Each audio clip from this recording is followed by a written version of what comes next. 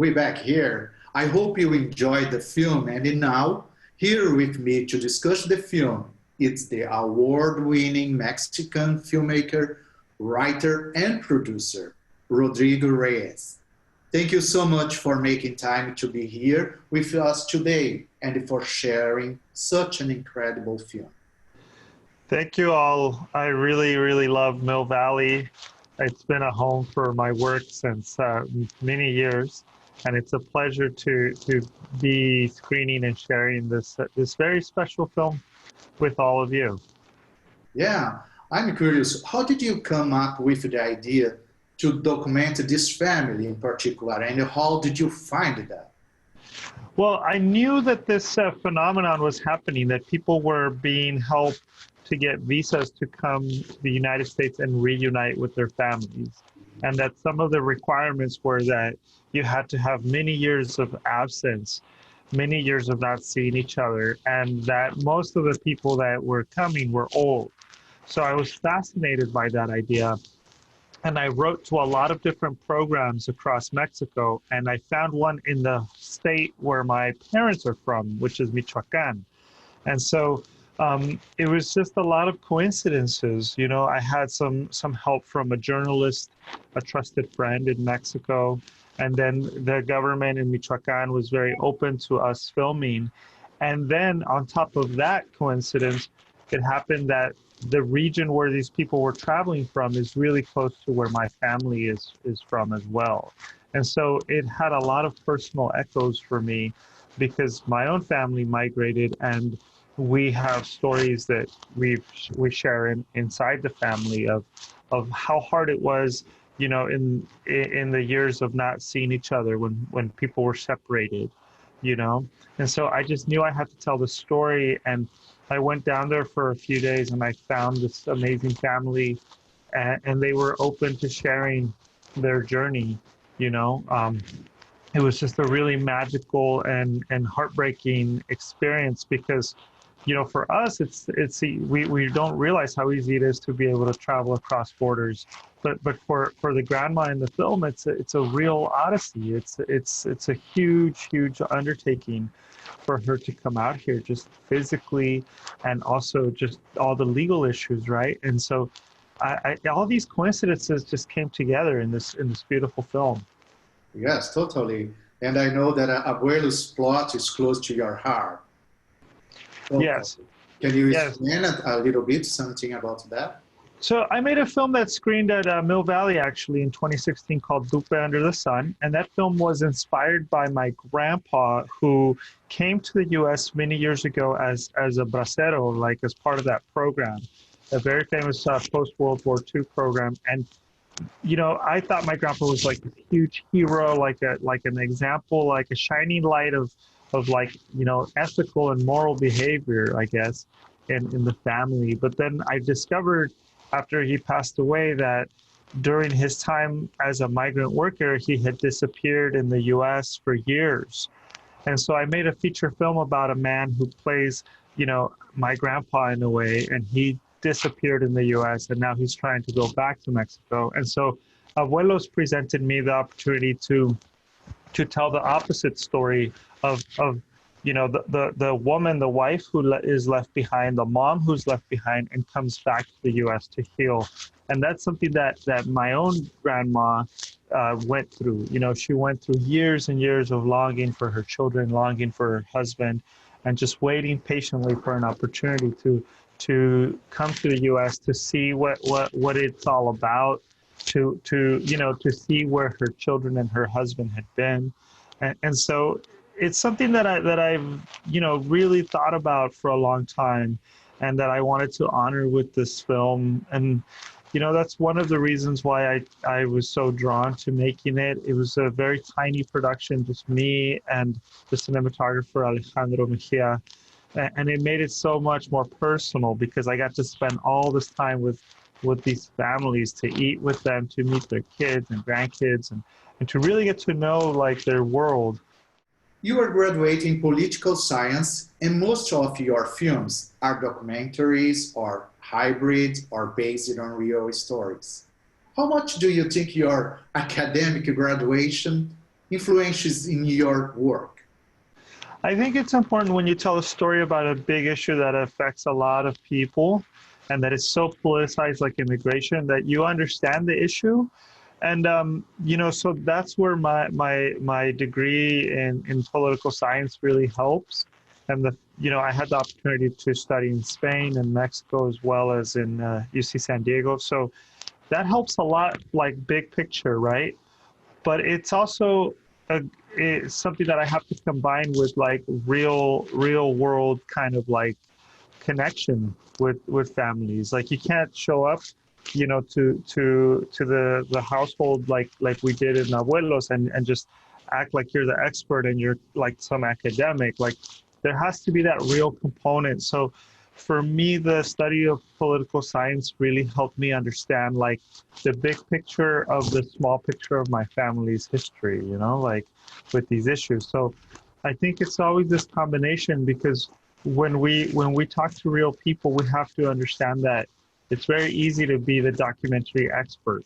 We're given so much power, but we need to share that power and also listen, So for instance, when the grandma in the film, and I'm not saying their names just because to protect their identities, but when the grandma in the film was traveling, like she needed a lot of support, and my friend and I were there to help her through the airport, to help her find a place to sit, just little things like that weren't part of the film, but that we need to be aware of because we had traveled so much and we were kind of like knowledgeable, but we needed to share that and kind of reassure her that she would be okay, that like walk her through the process and share some of our knowledge, and that doesn't show up on screen, but it's part of like this knowing how to ground yourself and how not to play into this power trip of being an expert, At the same time, you have to understand like the significance, she's a symbol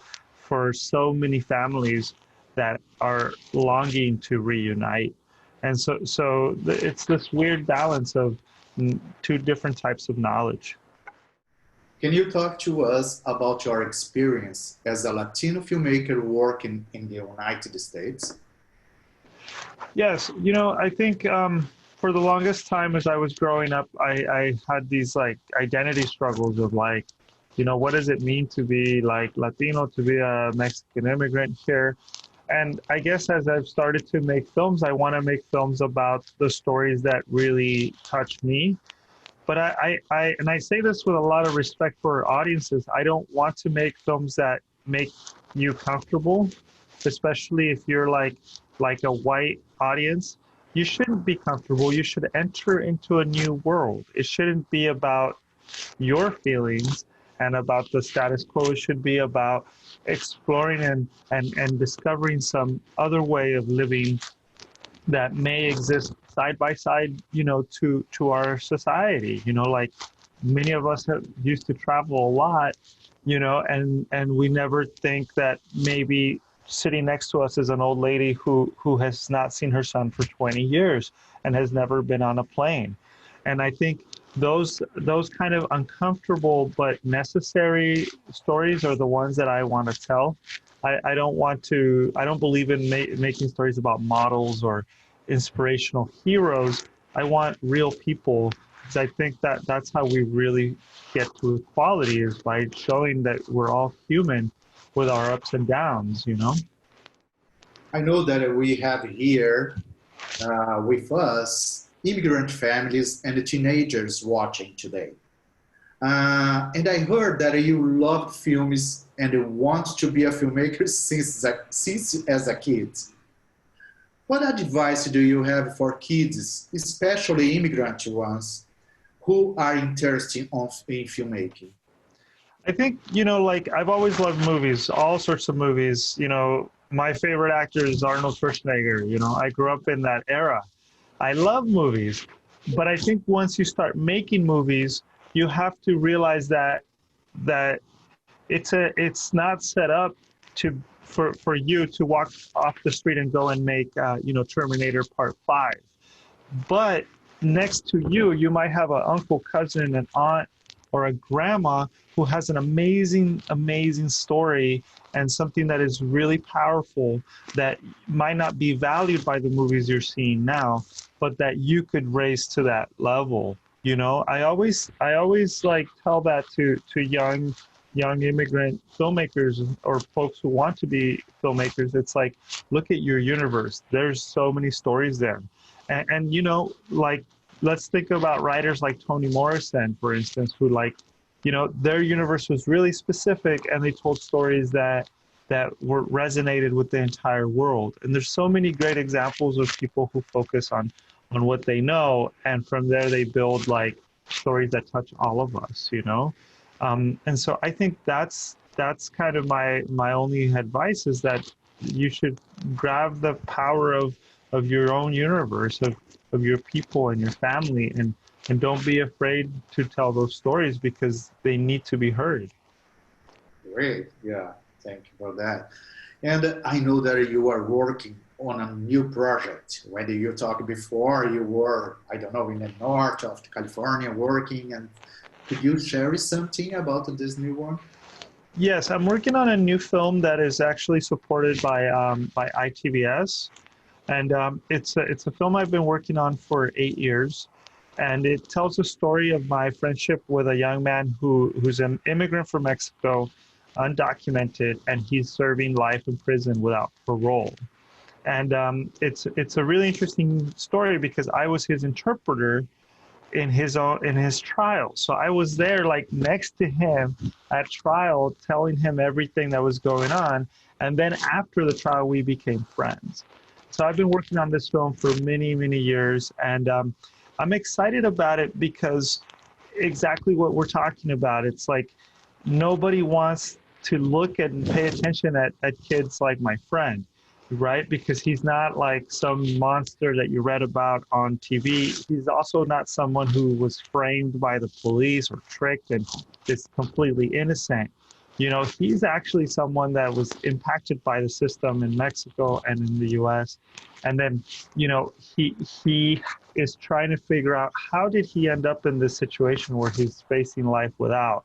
And those are the kind of stories that fascinate me because they question our assumptions, you know, like, we have to learn to love each other even when we make mistakes. And so, you know, I'm hoping that this film will be done next year and that we could screen it at Mill Valley soon enough. Thank you so much, Rodrigo. I need to say that I'm a fan for in your works, and congrats in your awards and Tribeca and the hot dog for the $4.99 is a great hybrid dog. I really like it, and I hope that I wish great success for you and your new projects, and also Abuelos and 499. Thank you again for chatting with us today. It was a big pleasure. Thank you. It's a pleasure to be a part of Viva el Cine, and I love you guys. I love Mill Valley. Thank you. Thank you.